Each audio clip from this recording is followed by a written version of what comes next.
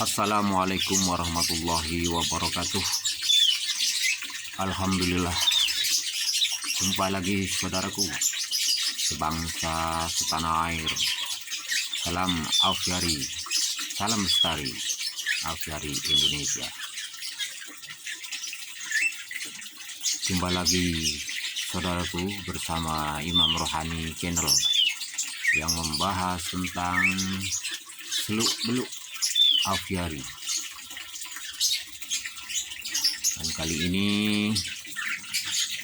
saya akan berbagi pengalaman tentang penyebab burung mati di Aufiari. Namun sebelumnya saya ucapkan terima kasih yang sudah like, komen, dan subscribe, dan yang sudah meng-share video ini juga.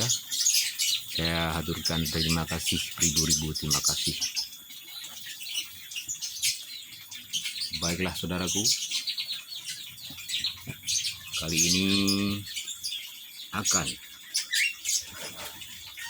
saya ketengahkan video tentang penyebab burung-burung mati di Aufiari.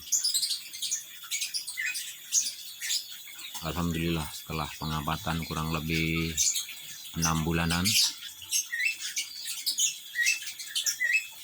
saya mencoba untuk berbagi apa yang menyebabkan burung mati di Aufiari.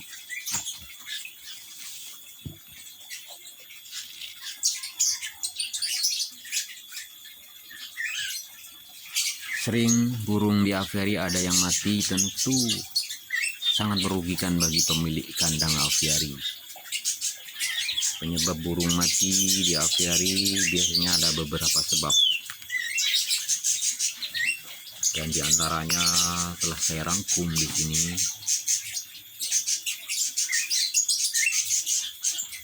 Baiklah, kita jelaskan satu persatu. Penyebab yang pertama adalah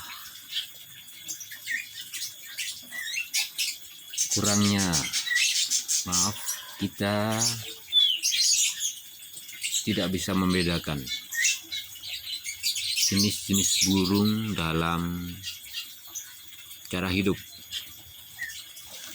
yang mana burung di sini ada beberapa kategori. Yang pertama adalah burung bersifat koloni, ada burung bersifat teritori, ada burung bersifat fighter, dan ada burung yang bersifat destroyer. Apa itu burung-burung koloni? Koloni maksudnya cara hidup burung, cara bergerombol atau bersifat sosial. Contohnya adalah pleci, sirtu, emprit, perenjak, kutilang. Nah, ini burung-burung koloni. Kalau kita membeli satu atau dua saja mungkin bisa hidup beberapa hari dan akhirnya mati juga, karena burung ini bersifat koloni, butuh teman, butuh banyak teman untuk berhidup, bercara hidup. Yang kedua adalah burung bersifat teritori atau penguasaan wilayah. Contohnya adalah murai, kacer, jalak kebo, dan lain-lain. Biasanya adalah burung-burung bersifat besar atau yang gesit istilahnya. Yang kedua adalah yang ketiga dalam cara hidup adalah bersifat fighter atau petarung. Petarung di sini bukan berarti mental kuat, beda dengan perlombaan yang fighter, burung-burung yang kicau, yang indah. Petarung di sini adalah kebanyakan burungnya bersifat teritori. Dia mempunyai insting untuk bertarung atau mengganggu juga bisa. Contohnya adalah burung-burung pemakan ulat. kebanyakan adalah pemakan daging, haus darah dia. Contohnya adalah condet, nah, atau pentet, kacer, murai, batu, itu juga termasuk fighter, petarung handal. Terus yang keempat adalah bersifat destroyer atau perusak. Dianya sukanya merusak, suka usil biasanya burung-burung kayak gitu.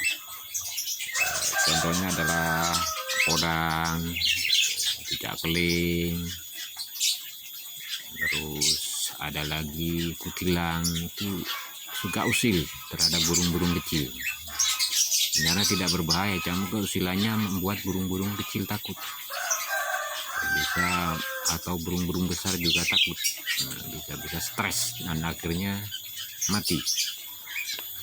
Itulah penyebab burung mati berdasarkan cara hidup untuk burung. Yang kedua yaitu penyebabnya adalah adaptasi burung di aviari. Biasanya adaptasi ini burung yang baru kita masukkan atau biasa kita beli atau kita dapatkan dari bedak-bedak atau dari pemikat. Ini akibatnya burungnya stres kebanyakan. Dan caranya bagaimana untuk memasukkan, ada cara tersendiri, nanti kita jelaskan di lain waktu. Makanya perlu adaptasi. Dan kita juga melihat dalam pembelian burung yang pertama itu, ketika kita dapat yang banyak juga, kita tidak mengetahui apakah itu burung sakit atau burung itu sehat. Kalau burung sakit semestinya harus dikarantina dulu, dan kalau burung yang sehat harus beradaptasi. Misalnya kita gantung dulu di dalam sangkar aviari agar dia tahu wilayah. Yang ketiga adalah populasi di sini maksudnya harus seimbang antara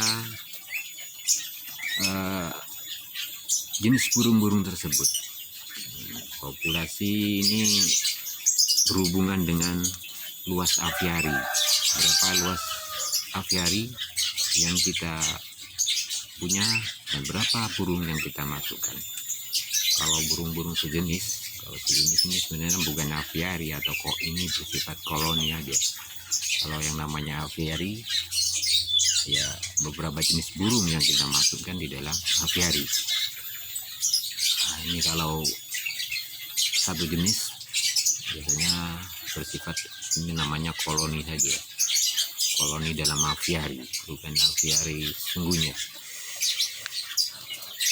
Yang keempat adalah tumbuhan. Tumbuhan adalah perlu sekali karena perindang, karena seperti di alam liar juga menjadi tempat tersembunyi untuk burung-burung yang kecil atau burung-burung yang penakut. Ketika dikejar-kejar oleh burung-burung fighter, misalnya kita campur atau burung-burung destroyer atau territory, ini bagus untuk bersembunyi ataupun sebagai benteng untuk burung-burung tersebut. Terus ada lagi yang nomor 5 adalah pakan. Pakan burung di aviari biasanya tidak mencukupi atau sering kekurangan, atau juga tidak sesuai dengan selera burung yang kita masukkan. Makanya harus tahu dulu pakan apa yang sekiranya biasanya dikonsumsi oleh burung tersebut. Kalau kita tahu burung-burung suka buah-buahan, kita gantung buah-buahan yang strategis untuk bisa terjangkau oleh burung. Kalau yang suka ngefur, kita beri fur yang terbaik dulu untuk pertama. Selanjutnya kita pelan-pelan kita campur pakan tersebut. Untuk racikan pakannya sudah saya share di video sebelumnya. Juga minuman yang perlu ini. Minuman, karena minuman adalah penguat untuk burung-burung baru. Biasanya pengalaman saya adalah kita beri air gula, karena air gula mengandung kalori. Burung-burung, baik burung-burung macam pemakan buah, pemakan serangga, sangat suka sekali terhadap gula. apalagi ada air kelapa, itu sangat membantu burung-burung tidak stres, dan meskipun belum makan, insya Allah tenaganya akan tercukupi dengan kalori tersebut. Terus yang keenam adalah sumber mata air. Sumber mata air ini adalah perlu hal yang vital, yang utama. Sumber mata air kalau bisa kita buat dengan mini kolam, atau istilahnya ada kolam di dalam apiari, ada air mancur, ada gemericik air yang merupakan terapi bagi burung-burung yang baru kita dapat. Juga sebagai tempat mandi, atau juga tempat minum untuk burung bila burungnya tidak mencukupi, karena banyak juga burung yang baru kita dapatkan biasanya pengen mandi, pengen suasana di alam aslinya, ada telaga, ada kolam, dia pasti kerasan dan dia tidak, untuk meminimalisir kestresan burung. Dan yang ketujuh adalah tadi sudah ukuran luas. Kita harus pandai-pandai memahami burung ini berapa yang dibutuhkan untuk luas kandang. Kalau ukuran segini, kita misalnya bisa memasukkan burung segini. Contohnya saja untuk burung-burung yang besar, kalau di dalam sangkal ukuran 4x60 itu ada. Kalau burung-burung kecil ukuran 40x40 ada. Kalau di apiari kita tinggal memberikan gambaran di dalam pikiran kita, sekiranya berapa burung yang kita masukkan untuk apiari seluas ini, seluas segini. Demikianlah ya saudaraku, beberapa pengalaman dari saya, moga-moga menjadi bahan referensi buat saudara-saudara. Kurang lebihnya mohon maaf yang sebesar-besarnya. Kita saling berbagi, kita saling sharing, hanya satu tujuan, ya maksudnya itu untuk melestarikan aviari di Indonesia. Pemilik aviari, salam damai bumiku, salam gemah ripah loh jinawi, foto tentem kerta roharta. Akhirul kalam, wassalamualaikum warahmatullahi wabarakatuh.